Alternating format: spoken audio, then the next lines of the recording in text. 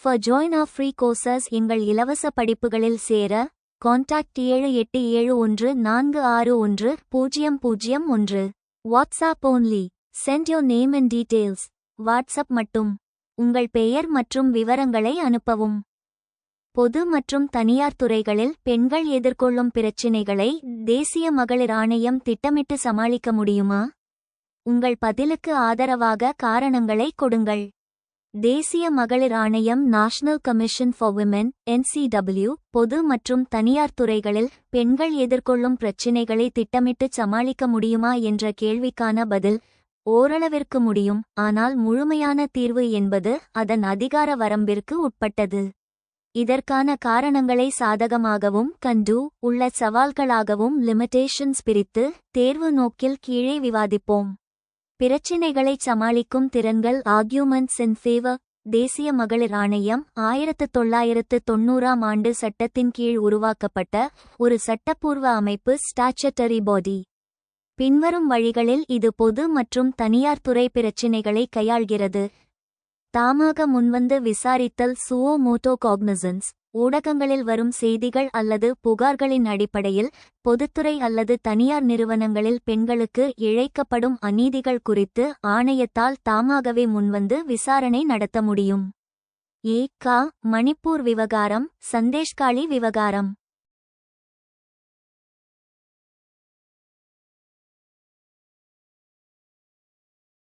பணியிடத்தில் பாலியல் துன்புறுத்தல் சட்டம் பாஷ் ஆக்ட். மானிட்டரிங். அரசு மற்றும் தனியார் அலுவலகங்களில் உள்ளக புகார் குழு இன்டர்னல் கம்ப்ளைண்ட்ஸ் கமிட்டி (ICC) அமைக்கப்பட்டிருக்கிறதா என்பதை கண்காணிக்கும் அதிகாரம் இதற்கு உண்டு.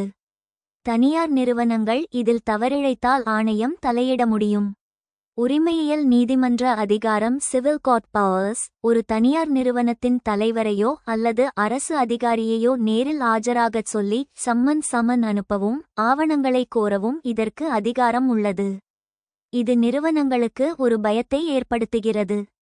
சட்ட சீர்திருத்தங்கள் லீகல் இன்டர்வென்ஷன். பெண்கள் தொடர்பான சட்டங்களில் உள்ள ஓட்டைகளை அடைக்க அரசுக்கு பரிந்துரை செய்கிறது. உள்ள வரம்புகள் மற்றும் சவால்கள் லிமிட்டேஷன்ஸ். Arguments against. ஆணையத்தால் பிரச்சினையை வெளிக்கொண்டு வர முடியுமே தவிர அதை முழுமையாக தீர்க்க முடிவதில்லை.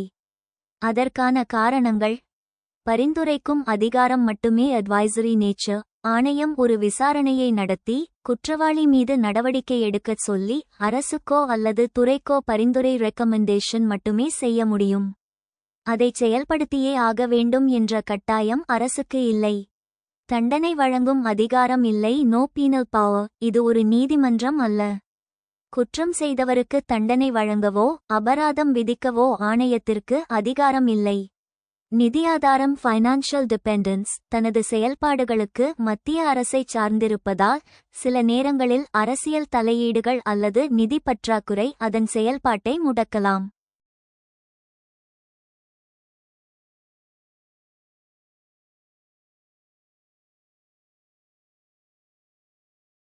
முடிவுரை. தேசிய மகளிர் ஆணையம் என்பது பற்கள் இல்லாத புலி, டூத்லெஸ் டைகர் என்று சில சமயங்களில் விமர்சிக்கப்படுகிறது. இருப்பினும் பொது மற்றும் தனியார் துறைகளில் பெண்களின் குறைகளை கேட்கும் ஒரு முக்கியமான காவலன், வாட்ச்டாக் இதுவே ஆகும். தீர்வு: பிரச்சினைகளை முழுமையாகச் சமாளிக்க தேசிய மகளிர் ஆணையத்திற்கு தண்டனை வழங்கும் அதிகாரத்தையும் அரசியலமைப்பு அந்தஸ்தையும் கான்ஸ்டிடியூஷனல் ஸ்டேட்டஸ் வழங்க வேண்டும் என்று பல கமிட்டிகள் பரிந்துரைத்துள்ளன. Is the National Commission for Women able to strategize and tackle the problems that women face at both public and private spheres? Give reasons in support of your answer. பொது மற்றும் தனியார் துறைகளில் பெண்கள் எதிர்கொள்ளும் பிரச்சினைகளை தேசிய மகளிர் ஆணையம் திட்டமிட்டு சமாளிக்க முடியுமா? உங்கள் பதிலுக்கு ஆதரவாக காரணங்களை கொடுங்கள். The National Commission for Women (NCW) plays a vital role in strategizing and tackling problems faced by women in both public and private spheres. பொது மற்றும் தனியார் துறைகளில் பெண்கள் எதிர்கொள்ளும் பிரச்சினைகளை மூலோபாயமாக வகுப்பதிலும் அவற்றைச் சமாளிப்பதிலும் தேசிய மகளிர் ஆணையம் (NCW) முக்கிய பங்கு வகிக்கிறது. Advisory role. NCW advises the government on policy matters affecting women, such as advocating for stronger laws against domestic violence and sexual harassment. ஆலோசனை பங்கு. குடும்ப வன்முறை மற்றும் பாலியல் துன்புறுத்தலுக்கு எதிராக வலுவான சட்டங்களை ஆதரிப்பது போன்ற பெண்களை பாதிக்கும் கொள்கை விஷயங்களில் NCW அரசாங்கத்திற்கு ஆலோசனை வழங்குகிறது. Legal intervention. NCW reviews laws and proposes amendments, like advocating for amendments to the Dowry Prohibition Act and introducing the Sexual Harassment of Women at Workplace Act, 2013. சட்ட தலையீடு. வரதட்சணை தடைச் சட்டத்தில் திருத்தங்களை ஆதரிப்பது மற்றும் பணியிடத்தில் பெண்கள் மீதான பாலியல் துன்புறுத்தல் சட்டம் 2013 ஐ அறிமுகப்படுத்துவது போன்ற சட்டங்களை NCW மதிப்பாய்வு செய்து திருத்தங்களை முன்மொழிகிறது.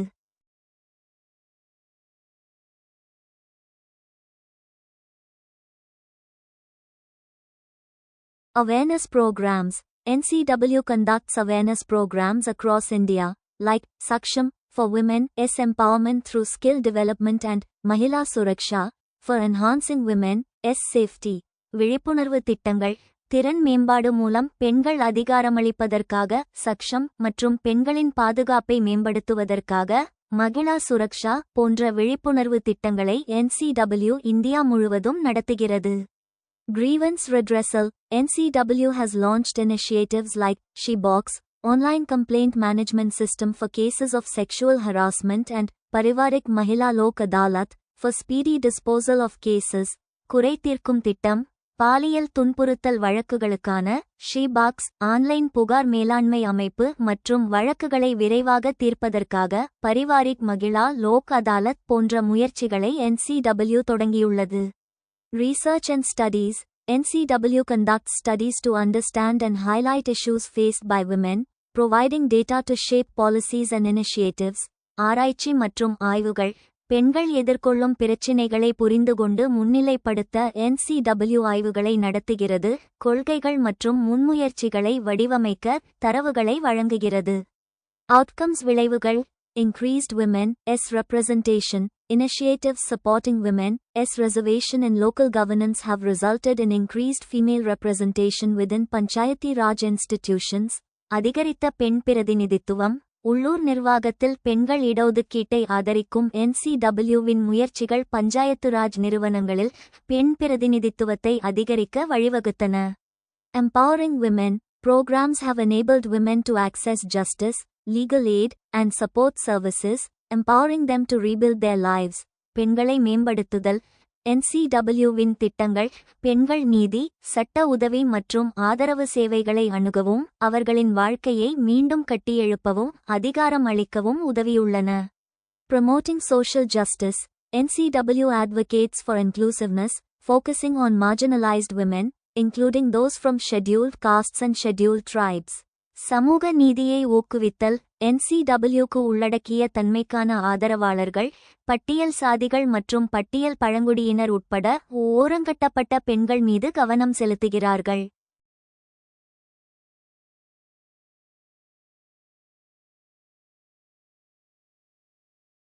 Challenges சவால்கள். Limited powers. NCW lacks enforcement powers, limiting its effectiveness in implementing recommendations. வரையறுக்கப்பட்ட அதிகாரங்கள்.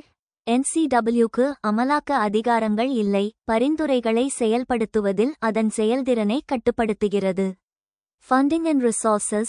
Inadequate funding and resources hinder initiatives and outreach. நிதி மற்றும் வளங்கள். போதுமான நிதி மற்றும் வளங்கள் NCW-வின் முன்முயற்சிகள் மற்றும் வெளிப்படைத்தன்மையை தடுக்கின்றன. Coordination with states. NCW faces coordination issues with state-level commissions and local bodies, affecting its ability to address issues uniformly. மாநிலங்களுடனான ஒருங்கிணைப்பு.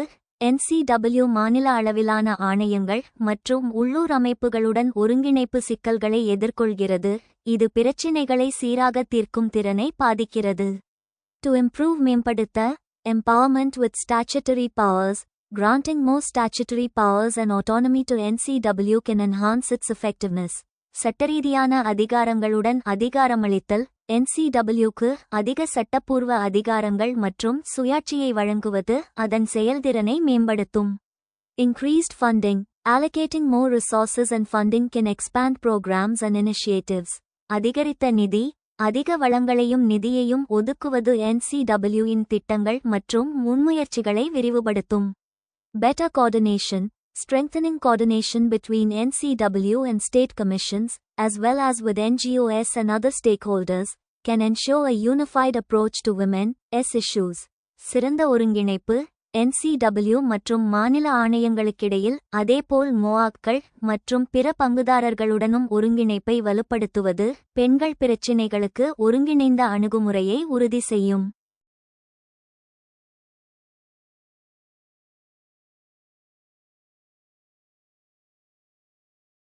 ஒரு ஆணையத்தை அரசியலமைப்பு ரீதியாக மாற்றுவதற்கு என்னென்ன நடவடிக்கைகள் தேவை? தேசிய மகளிர் ஆணையத்திற்கு அரசியலமைப்பு ரீதியாக அங்கீகாரம் வழங்குவது இந்தியாவில் அதிக பாலின நீதி மற்றும் அதிகாரமளிப்பை உறுதி செய்யும் என்று நீங்கள் நினைக்கிறீர்களா? காரணங்களை கூறுங்கள். அரசியலமைப்பு ரீதியாக மாற்றுவதற்கு தேவையான நடவடிக்கைகள் ஸ்டெப்ஸ் ரிக்வயர்ட். தற்போது தேசிய மகளிர் ஆணையம் NCW என்பது 1990ஆம் ஆண்டு நாடாளுமன்றச் சட்டத்தால் உருவாக்கப்பட்ட ஒரு சட்டப்பூர்வ அமைப்பு, ஸ்டாச்சுட்டரி பாடி ஆகும். இதை அரசியலமைப்பு அமைப்பாக கான்ஸ்டிடியூஷனல் பாடி மாற்ற பின்வரும் நடைமுறைகள் அவசியம். அரசியலமைப்பு திருத்த மசோதா கான்ஸ்டிடியூஷனல் அமெண்ட்மெண்ட் பில். அரசு அரசியலமைப்புச் சட்டத்தை திருத்துவதற்கான ஒரு மசோதாவை நாடாளுமன்றத்தில் அறிமுகப்படுத்த வேண்டும். சட்டப்பிரிவு 368 அன்படி. சிறப்பு பெரும்பான்மை ஸ்பெஷல் மெஜாரிட்டி. இந்த மசோதா நாடாளுமன்றத்தின் இரு அவைகளிலும் லோக்சபா மற்றும் ராஜ்யசபா சிறப்பு பெரும்பான்மையுடன் நிறைவேற்றப்பட வேண்டும். சிறப்பு பெரும்பான்மை என்பது அவையின் மொத்த உறுப்பினர்களில் 50 விழுக்காடுக்கும் மேல் ஆதரவு கூட்டல் அன்று, அவைக்கு வந்து வாக்களிப்பவர்களில் 2 பங்கு 2 கீழ் 3 ஆதரவு. புதிய பிரிவு சேர்த்தல். Insertion of new article. தேசிய தாழ்த்தப்பட்டோர் ஆணையத்திற்கு விதி 338 மற்றும் பிற்படுத்தப்பட்டோர் ஆணையத்திற்கு விதி 338B உள்ளது போல, மகளிருக்கான பிரத்யேக விதியை ஆர்டிக்கிள் 338C அரசியலமைப்பில் சேர்க்க வேண்டும். குடியரசுத் தலைவர் ஒப்புதல். Presidential ascent. இரு அவைகளிலும் நிறைவேற்றப்பட்ட பின் குடியரசுத் தலைவரின் ஒப்புதலை பெற்று அது சட்டமாகும்.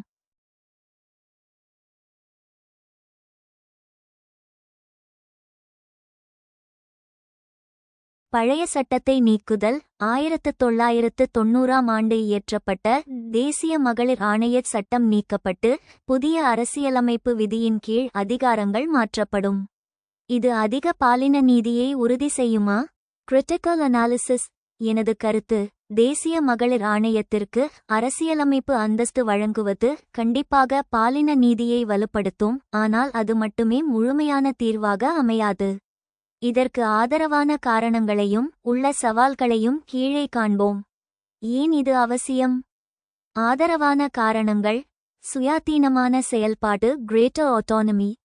தற்போது NCW தனது நிதிக்கும் பணியாளர் நியமனத்திற்கும் பெண்கள் மற்றும் குழந்தைகள் மேம்பாட்டு அமைச்சகத்தை சார்ந்துள்ளது.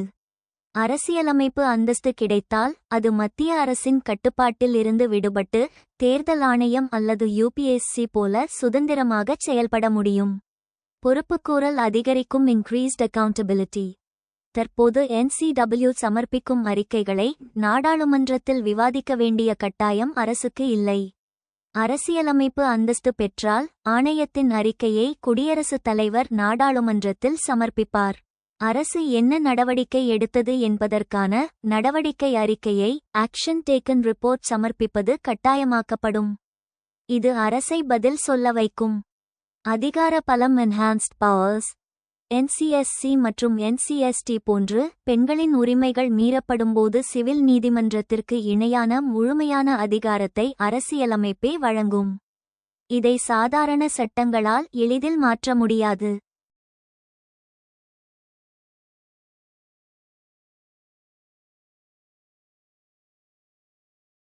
சவால்கள் என்ன? எதிர்வாதங்கள். பற்கள் இல்லாத புலி, toothless tiger.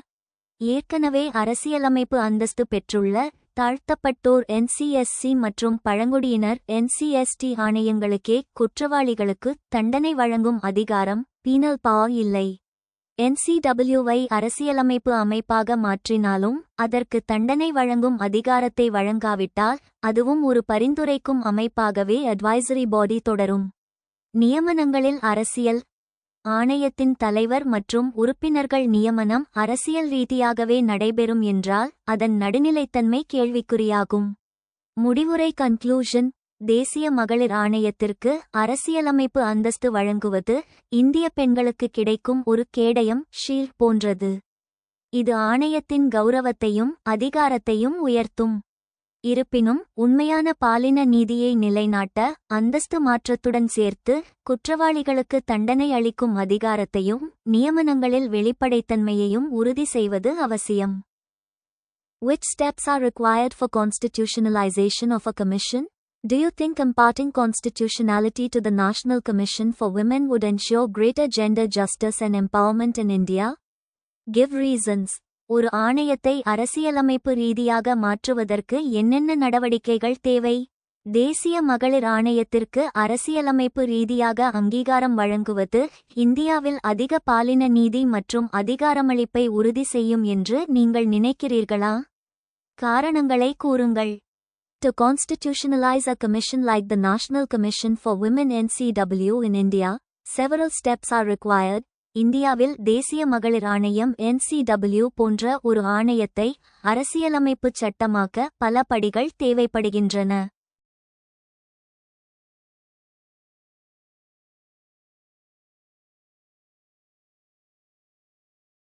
Drafting a proposal, outline the necessity for constitutionalization, including objectives, functions, powers, and structure. ஒரு முன்மொழிவை வரைதல், நோக்கங்கள், செயல்பாடுகள், அதிகாரங்கள் மற்றும் கட்டமைப்பு உள்ளிட்ட அரசியலமைப்பு மயமாக்கலின் அவசியத்தை கோடிட்டு காட்டுங்கள். Introducing a constitutional amendment bill. A bill must be introduced in either House of Parliament to incorporate the Commission into the Constitution. ஒரு அரசியலமைப்பு திருத்த மசோதாவை அறிமுகப்படுத்துதல். ஆணையத்தை அரசியலமைப்பில் இணைக்க நாடாளுமன்றத்தின் இரு அவைகளிலும் ஒரு மசோதா அறிமுகப்படுத்தப்பட வேண்டும். Approval by both houses of Parliament. The bill needs to be passed by both the Lok Sabha and Rajya Sabha with a majority of the total membership and a 2/3 majority of the members present and voting. பாராளுமன்றத்தின் இரு அவைகளின் ஒப்புதல். இந்த மசோதாவை மக்களவை மற்றும் மாநிலங்களவை இரண்டிலும் மொத்த உறுப்பினர்களில் பெரும்பான்மையுடனும் வாக்களிக்கும் உறுப்பினர்களில் 2/3 பங்கு பெரும்பான்மையுடனும் நிறைவேற்ற வேண்டும். Ratification by states. If the amendment affects federal structure or state powers, it must be ratified by at least half of the state legislatures. மாநிலங்களின் ஒப்புதல். திருத்தம் கூட்டாட்சி அமைப்பு அல்லது மாநில அதிகாரங்களை பாதித்தால் அது மாநில சட்டமன்றங்களில் குறைந்தது பாதியளவாவது அங்கீகரிக்கப்பட வேண்டும். Presidential assent. After passing both houses, the amendment is sent to the President for assent, which makes it part of the Constitution. ஜனாதிபதியின் ஒப்புதல் இரு அவைகளிலும் நிறைவேற்றப்பட்ட பிறகு திருத்தம் குடியரசுத் தலைவரின் ஒப்புதலுக்காக அனுப்பப்படுகிறது. இது அரசியலமைப்பின் ஒரு பகுதியாகும். Imparting constitutionality to the NCW could ensure greater gender justice and empowerment in India for several reasons. NCWக்கு அரசியலமைப்பு சட்டத்தை வழங்குவது பல காரணங்களுக்காக இந்தியாவில் அதிக பாலின நீதி மற்றும் அதிகாரமளிப்பை உறுதி செய்யும்.